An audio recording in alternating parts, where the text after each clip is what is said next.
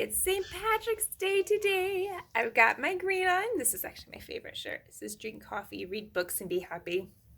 That pretty much sums me up.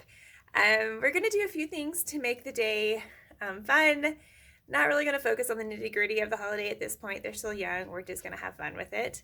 But I'm going to show you some of the things that we're going to do with foods and books and some of our homeschool activities. Breakfast this morning, I picked up a box of Lucky Charms. You know, it just seemed fitting for the occasion. We pretty much only eat Lucky Charms for this occasion, so they're going to be really excited to get marshmallow cereal. So I only have one little activity for us to do for St. Patrick's Day for our homeschool, and it's just this little page says, I feel lucky because, and they can draw a picture, and then my older ones can write what makes them feel lucky, or my pre-K-er, he can trace my letters, and then my preschooler, I'll just write for him. And this, when we finish, we'll go up on our board over here. Let's see. And this, both the bulletin board and the worksheet comes from Ashley's Step at Step into Elementary. It's on Teacher Pay Teacher, and I will link it in the description. But I love having this little board to do all the festive decor and writing and things like that. So when we finish our writing, I will just put them up here, and hopefully I will remember to show you when we're done. But I just love this little spot. It makes me happy, all the fun holidays and seasons and things to have that in our schoolroom. Okay, here's how their little St. Patrick's Day writing came out too. I think it looks so cute. I have one child who wrote, I feel lucky because I watched a video. So while they were doing their morning routines, I allowed them to watch some read aloud stories on St. Patrick's Day on YouTube. So that's what he's feeling lucky about. Another one wrote, I feel lucky because of matching clothes with Emerson. I think they both have like a digger on their shirt. And he drew a rainbow and a pot of gold. And then the lady wrote, I watched birds eat birdseed. And she drew a little leprechaun, and here's a little bird feeder with a little bluebird eating out of it, which is just so cute. And then Mr. E here, you can't see because he colored over marker with it, but he did have like the pencil drawings with all the little lines for the colors of the rainbow. And then over here, you really can't see it. Oh, you can kind of see it. You see how he wrote, he's got the little semicircle for the pot, and then he's got the little coins, little circles for the coins in here.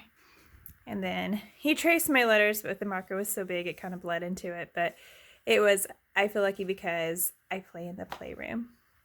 So thought they came out really cute. These will definitely be keepsakes. Right, as with any occasion, we have to have books to go with it.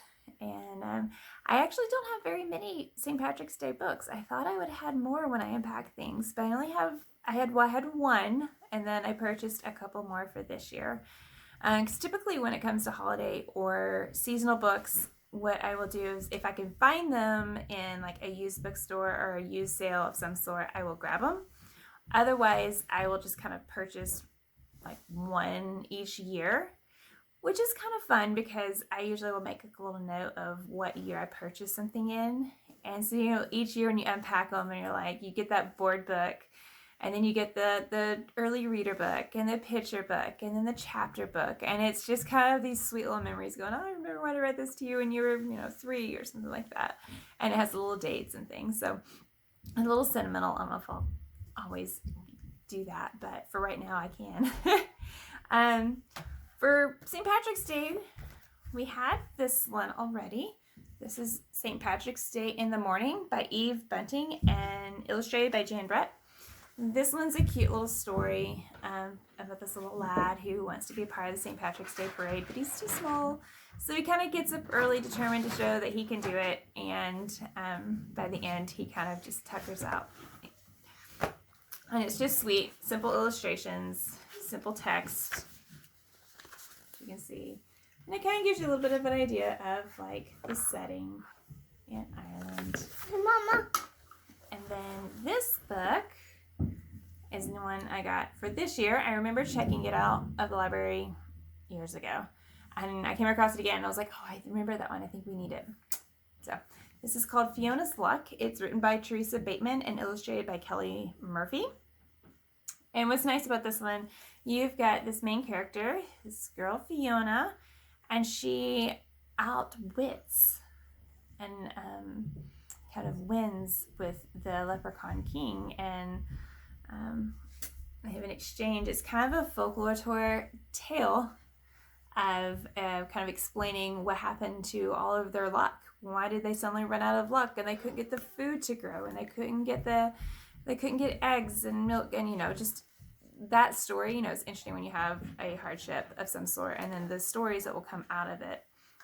So I don't know if this is a true Irish folk tale, but it's a really interesting one, and it's a really fun way to kind of spur that conversation and that imagination as well.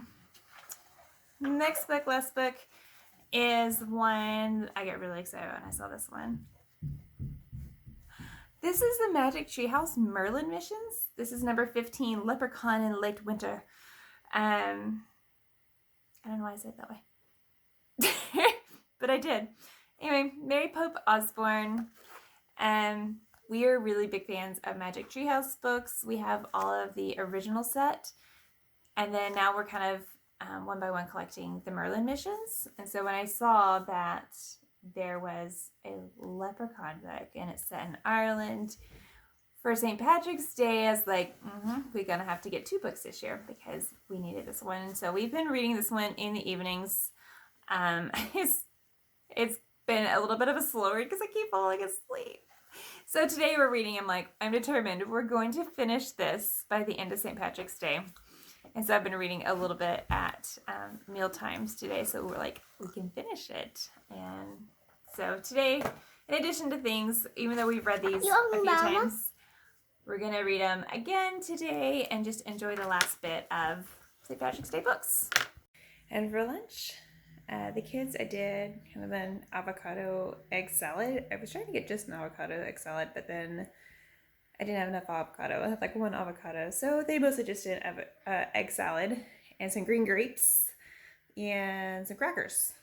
And then for me, I've got my green smoothie. I've got green grapes, pineapple, spinach, kale, and a banana in here. I love my green smoothies.